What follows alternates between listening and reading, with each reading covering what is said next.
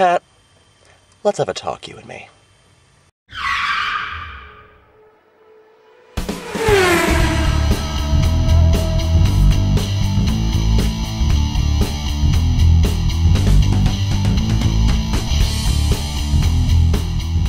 So a while back when I asked people for suggestions as to what to talk about in these videos, somebody asked me for my views on religion. Now, my complete views on religion would take much longer, not only than the 4 minutes that I allow myself, but than the 10 minutes that YouTube allows me. So this video is going to answer one aspect of that question by talking about Pat Robertson. As most of you probably know by now, on Tuesday, the nation of Haiti was hit with a devastating earthquake. Pat Robertson then got up and, in answer to the question of why would God allow this to happen, said, well, Haiti committed some heinous act against God years and years ago, and this is God's retribution. Which I think most of us can agree is utter bullcrap. Now, you might not think that Pat Robertson is worth the trouble, but I disagree, because Pat Robertson's way of thinking is something that is not unique to him. The fact that Pat Robertson still gets publicity and still gets press shows us that there are an alarming number of people in this country who think in exactly the same way. What these people don't realize is that Pat Robertson's faith is incredibly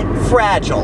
And by the way, when I talk about Pat Robertson's faith or Pat Robertson's religion, I'm not talking about Christianity. Christianity has roughly the same relationship with Pat Robertson's religion as Buddhism has with a bushel of potatoes. Pat Robertson's way of thinking is a paradox waiting to happen, and there are three major reasons why. First is that Pat Robertson is irrevocably convinced that any time calamity strikes, it's God's punishment for something. So when casting about for someone to blame for this tragedy in Haiti, he blames the Haitians. Reason number two is that Pat Robertson always has to have an answer.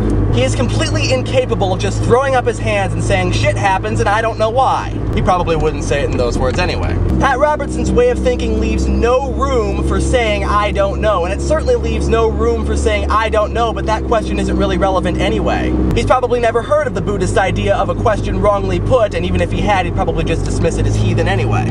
The question is not, why did this happen? The question is, well, what can we do about it now to help these people?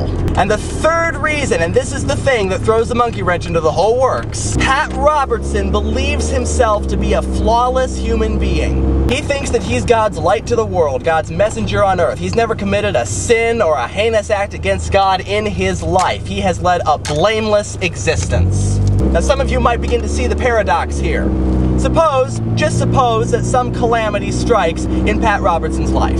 His house burns down, or he loses all his money, or people realize what an asshole he really is and stop watching him. In that hypothetical, Pat Robertson is unable to reconcile his belief about himself with his belief about God. He believes that calamity strikes only as God's punishment for a sin against him, but he also believes that he has committed no sins against God. And because he has to have an answer for everything, suddenly this faith that he has tried so hard to uphold begins collapsing around his ears. And unfortunately, there are an alarming number of people who think in this exact same way.